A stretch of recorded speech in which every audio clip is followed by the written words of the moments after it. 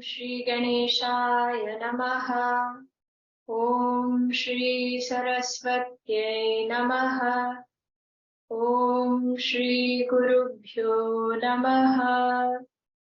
Samasta Jana Kalyane Niratam Karunamayam Namami Chinmayam Devam Sadgurum Brahma Vidvaram Neelam Bhujashyamalako Malangam Sita Samaro Pitavama Bhagam Parno Mahasayaka Charuchapam Namami Ramam Rakhuvam Shanatham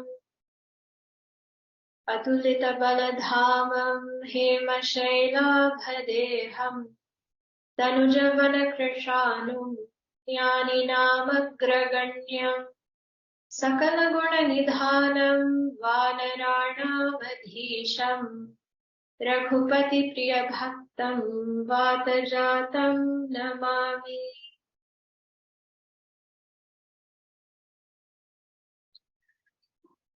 The first step in cultivating bhakti, as we will see in this Aranyakanda, Bhagavan says is to spend time with Santa Purusha, to spend time with saintly people, to spend time with other devotees.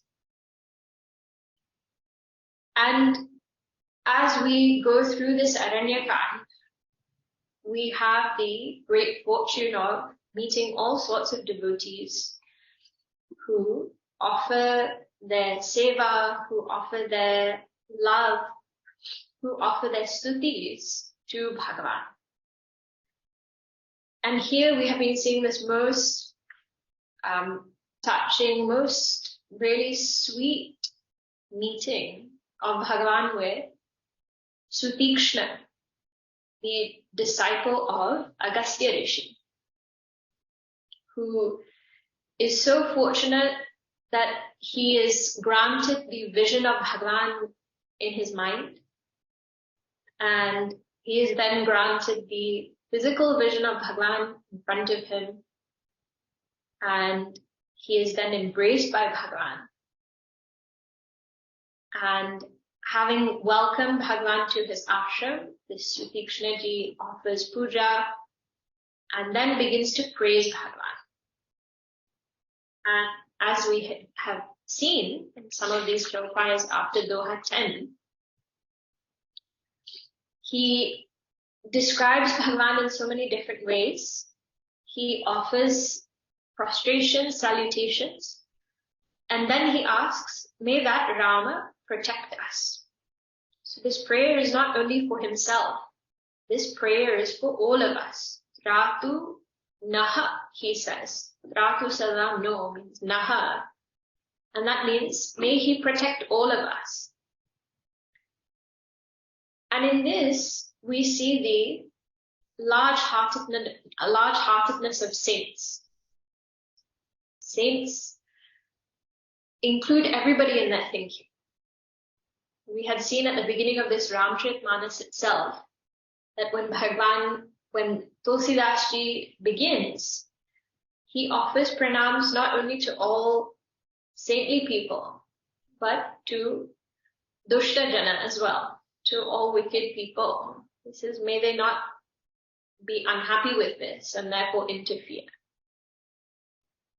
Saintly people include everyone in their prayers. So thanks to Sutikshna-ji, we also are included in this prayer that he makes, that he offers, saying, may Bhagavan protect all of us. So who is that Bhagavan? Bhagavan is described as Avatar, as Rama. He is described as Ishvara.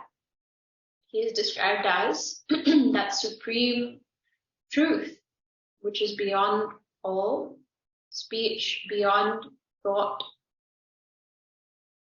And now we are continuing with this stuti. So we had read up to shloka number 8, and we are continuing after that from the 9th shloka.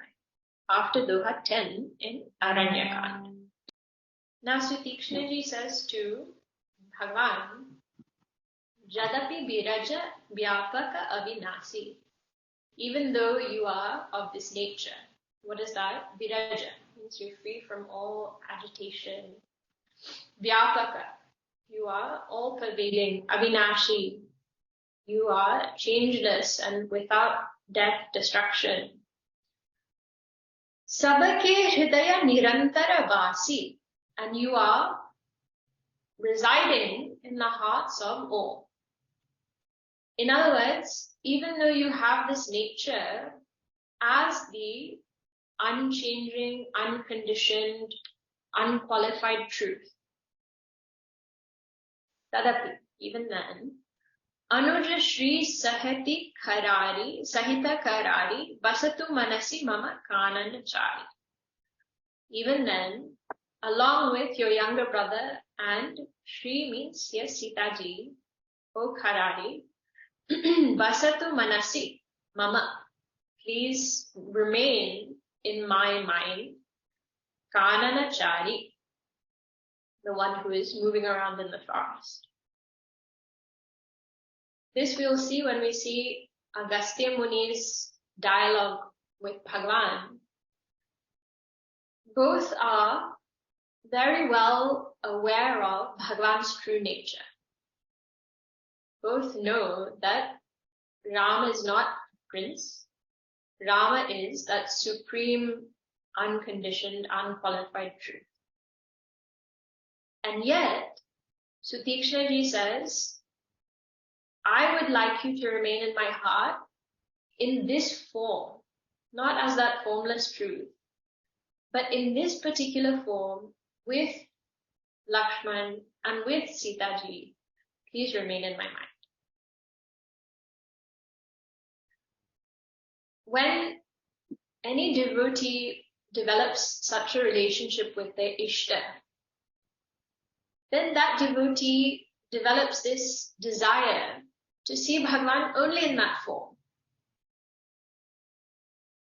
So there are stories of other devotees, particularly with Bhagavan Krishna. And when they see him, they're devotees of Śrī Rāma, of Bhagavan's that form. And so they say, Bhagavan, why are you here in this form as Krishna? And then Bhagavan has to say, okay, I will come with my bow and arrow. I will come as Ram.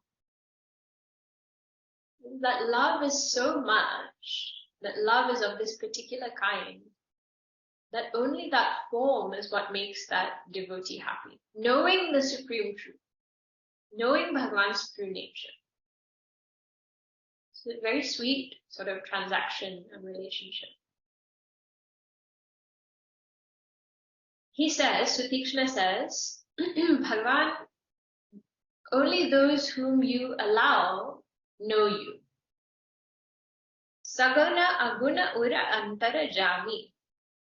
Whether as Saguna, Nirguna, or and as the one who is dwelling in the hearts of all, as the Antaryami. And he says now that Jo Kosalapati Rajivanena, you who are the Lord of Kosala, means of this land, with these lotus eyes, Rajivanena, Karau so Rama, Hridaya Mama Ayana, that Ram, may he make his abode in my heart. It means by your grace alone I know you, and now may you remain in my heart in this form. He's very insistent, very adamant that this is how he wants to be with Bhagavan. Now, there's a very important line, the next line, very well known, very important. So Tikshnaji says, Asa abhiman jai jani bhore. This abhimana should never go. May it never go from me. May I never lose this abhimana. What is that abhimana? So now you might say, why is Sutikshna ji asking for some identification or some pride in that to never leave? Surely the whole point of this, whether developing bhakti or our seeking, is for us to lose all pride, arrogance, and also for us to lose any particular identity.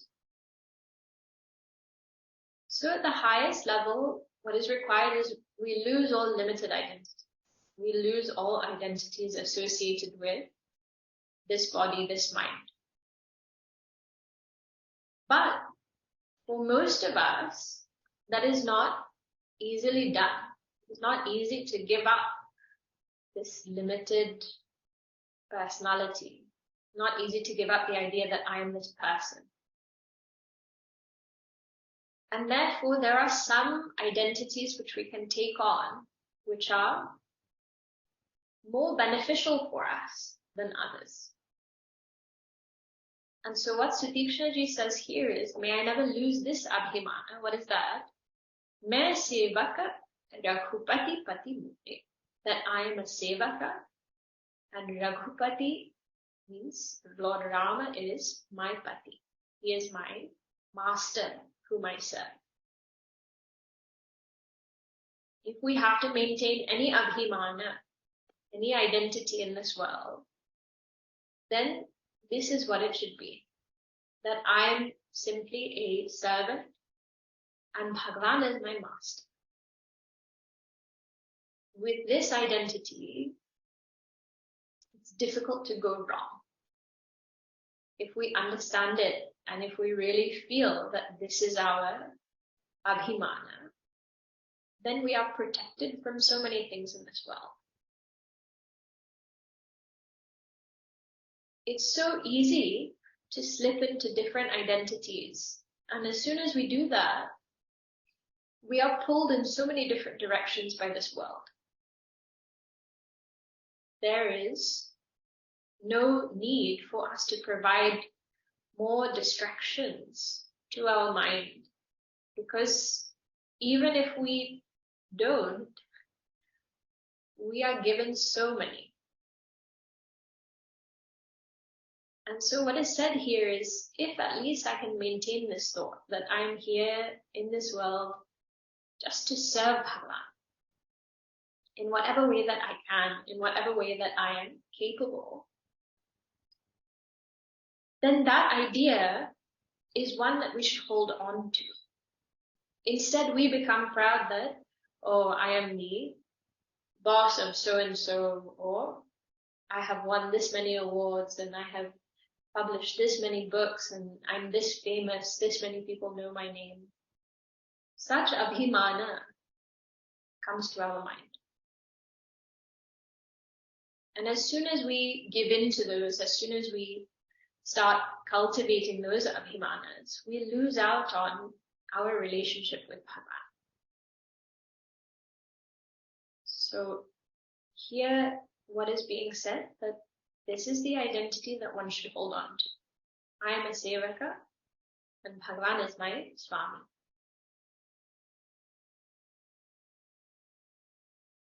So this is how Sutikshna ji then, this is the last thing he says. The most important thing comes at the end. Now Bhagavan has heard everything. Suni muni bachana Rama mana bhai. Bhagavan is very pleased with what he heard. Bahuri harashi muni bara uralaye. Being so happy and joyful, he embraces Sutikshna ji. And he says, Parama prasanna jana muni mohi. O Muni, know that I am extremely pleased with you. Not only, one thing is what Sutikshna ji said, right? But Bhagavan was able to see. Before Sutikshna ji even saw that Bhagavan was there in the forest, Bhagavan observed him. And he saw what joy he took from having this vision of Bhagavan in his mind. Also from whatever Sutikshna ji has said, how he has offered his stuti, and how he offered his puja when they came to the ashram. So Bhagavan says, I'm very pleased. Jo baramaga huddev sotu. Now whatever you ask, you may ask for some bara, means some boon. and I will give it to you. So up until now, Sutikshna ji has not asked for anything. He was just praying that may Bhagavan protect us. Okay? He didn't say, this is what I want. Now, Sutikshna ji is he's very clever in what he says. He says, Munikaha me bara kabahu na jacha. He says, Bhagavan, I've never asked for anything. Samujhi na parai jhuta ka sacha. And I don't know what is true and what is false. In other words, I don't know what to ask for. I can't tell what I should and shouldn't ask for. So he says, Tumahi nika lage rakhurai so mohi dev dasa sukhadai. Whatever you think is best, Bhagavan, you please grant me that. Choose whatever makes you happy, and I will be most happy to receive that boon. So now he's given it back to Bhagavan. Bhagavan, you choose. You are. This is another thing we should learn. Not that this is true of Sutikshna ji necessarily, but we should learn that choices are to be made by those who have viveka. If we don't have viveka, we shouldn't insist on making our own choices. Parents of children, don't allow them to make all decisions because they don't have all the knowledge that is required. Some things you can allow them, right? You get dressed yourself and you can play with whatever you want to play with. You can, in that sense, you can do what you want. But certain things parents don't ask children because children will not know. So as adults also we feel, I'm very educated and I know what's best for me. We should know where to surrender that abhimana and say that I'm happy to be guided. Somebody else can make this choice. That doesn't mean we become very passive and we say, oh, I don't know anything, you all choose all the time. We should be responsible for our own life. And being responsible means taking decisions, making choices. But for some things, Bhagavan or Guru, we should be guided by them. And we shouldn't insist that we always know best. So Tikshna ji says, Bhagavan, you choose. Now Bhagavan says, Abhirala bhagati virati vijnana. Now this unceasing devotion, dispassion, wisdom, Hu sakala guna jnana nidhana. May you have all of these. May you be the treasure. Means may all virtues come and reside in you. And all knowledge. Sakala guna. All virtues. So Bhagavan has given him everything. Bhakti, vairagya, wisdom, guna. Now he says, Prabhu jo deen hai, so baru me pava. Now Bhagavan, whatever you have given me, I will receive that. Abaso dehu mohi jo bhava. Now you please give me what I want. After telling Bhagavan, I don't know what to choose. And Bhagavan has then given everything. Now he says, actually Bhagavan, there is one thing which I want. So you please give me that. What is that? Anuja Janaki Sahita Prabhu. O Lord, together with Lakshman and Sita ji, Chapa Barna Sadhara Ram, holding your bow and arrow, as Ram, Mama here, Gagana Indu Iba, Basahu Sada Nihaka. In my heart, please dwell like a moon. Means as though my heart is like the night sky. Bhagavan, you please remain in my heart like the moon. Sada nihaka means, here this nihaka means nishkam. May my mind ever be free from desire. May you dwell in that mind of mine, which has no desire. Jaha kama, taha Rama nahi.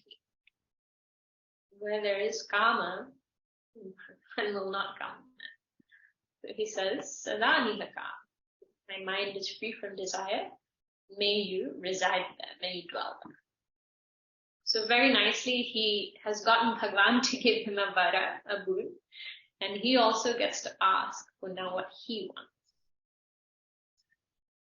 Now, Bhagavan grants him his boon, and they continue on their way.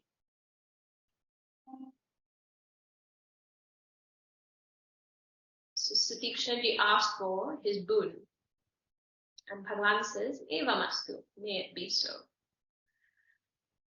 So Bhagavan, generally when there's such boon is asked, Bhagavan will say Tathastu. But in this Ramcharitmanas especially, what you see is Bhagavan is very careful to uphold all the social norms. And as a prince, he is always seeking blessings from all the munis and sages and everyone that he meets. So really speaking, it's not the place of a prince to bless a sage or a sadhu. It should be the other way around. So Bhagavan says, Eva mastu. May it be so, whatever you ask. Kari Ramani Vasa. Bhagavan is the abode of Rama Lakshmi. Hara Shichale Kumbhaja Rishi Pasa. And very happily, he continues on his journey on his way to Agastya Muni. Agastya Muni is known as Kumbhaja, the one who is born of the pot. So a different story about how Agastya Muni was born. Now, Sutikshnaji realizes where Bhagavan is going. So you remember the story which we had heard at the beginning of this episode, how Sutikshnaji was at the Gurukul, and then he had asked his Guru, what can I bring in Dakshina? So now Sutikshnaji realizes Bhagavan is going to Agastya Muni's ashram. So he says, Bhagavan, Bahuta Divasa Guru Darasan Paye. It's been a long time since I saw my Guru, Bhagavan. Bhaye Mohi Ehi Ashrama Aye. It's been a long time since I went to his ashrama and stayed there. Or since I, came to my ashrama and started staying here. It's been a long time since I left him. Ava Prabhu Sangha Jao Guru Pahi. Now, I'll go with you, Bhagavan, to see my Guru. But Tuma Kaha Natha Nihora Nahi. Bhagavan, I'm not putting you under any obligation. Okay, I'm just coming with you. Means he wants to tell Bhagavan, I'm not the one who is telling you to go. You are anyway going. So I'm just coming with you. I'm not obliged, or you're not obliging me in any way by going there. So he knows that what his Guru had asked is going to be fulfilled. He says, Bhagavan, I'll go with you. Bhagavan knows, and Bhagavan knows everything. So Dehi Kripanidhi Muni Chaturai. Bhagavan sees this Chaturai, this cleverness of Sutikshna. Liye Sangha Vihase Dvau Bhai. So he takes Sutikshna along, and both brothers are laughing. They're smiling to themselves. They know what he's up to. Now, on the path as they're walking, Pantha Kahata Nija Bhagati Anupa. Now Bhagavan, as they walk, what is he talking about? Right? How are they spending their time? Bhagavan is talking about bhakti. Means how one can develop bhakti to his feet. That's what Bhagavan is talking about. And Muni Ashrama Pahuche Surabhupa. And now Bhagavan, who is the king or the lord of all the Suras, they arrive at the ashram of Agastyaji.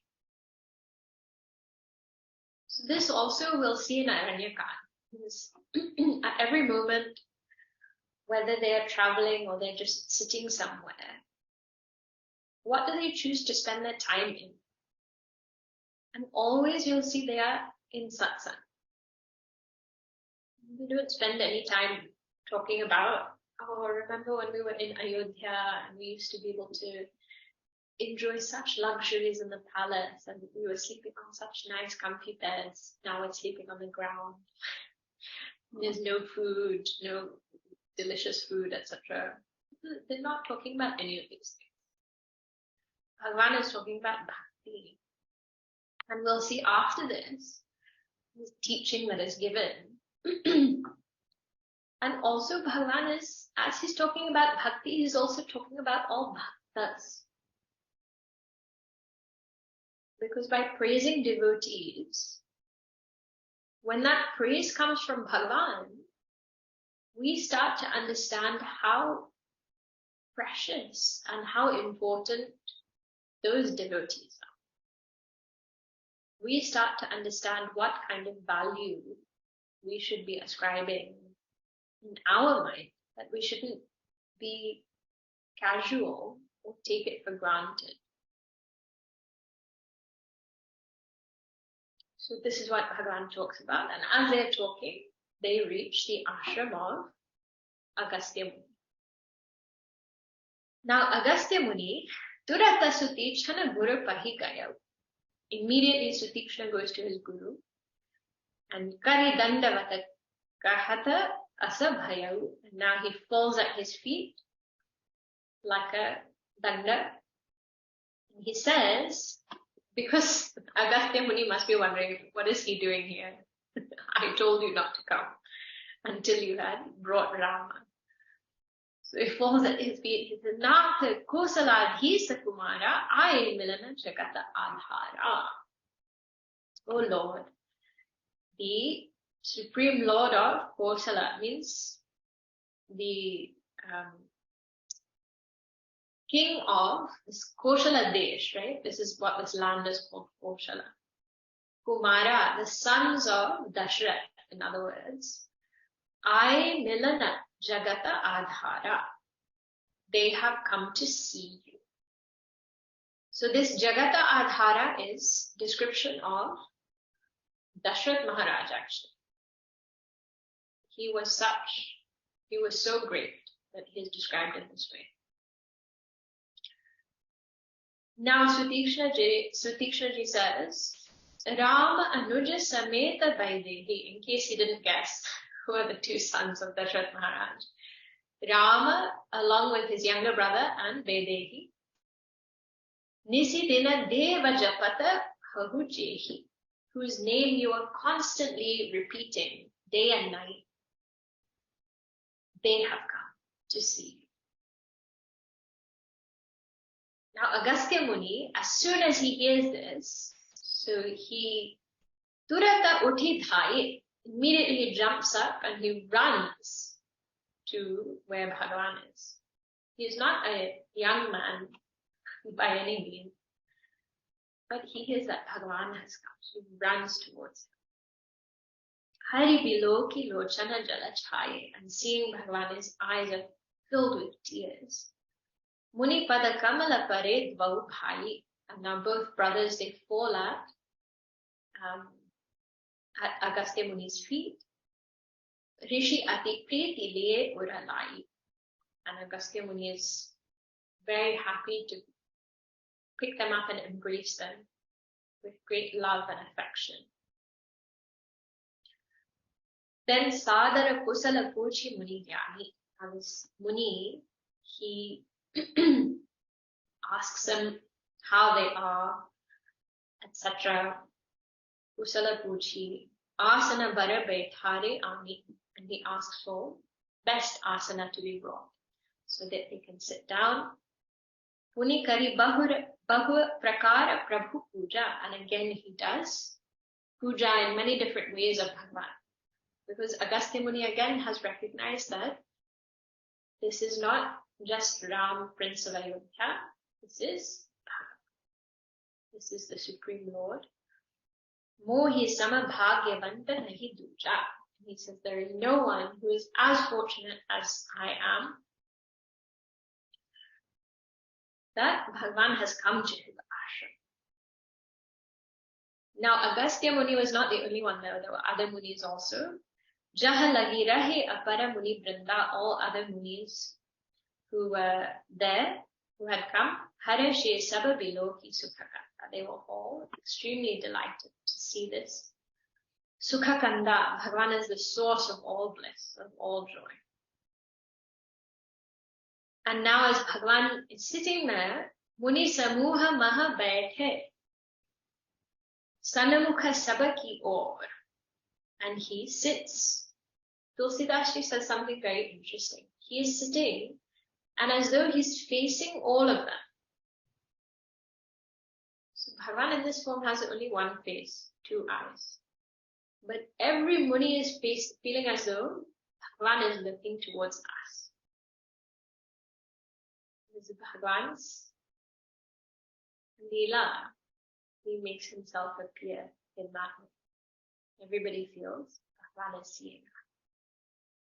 Now they are all like Sarada Indu Tana Chitavata Manavu Nikara Chakor, as though all Chakora birds are sitting and gazing upon the Sharada Indu, means that big full moon that appears in the Sharad Ritu, in that season.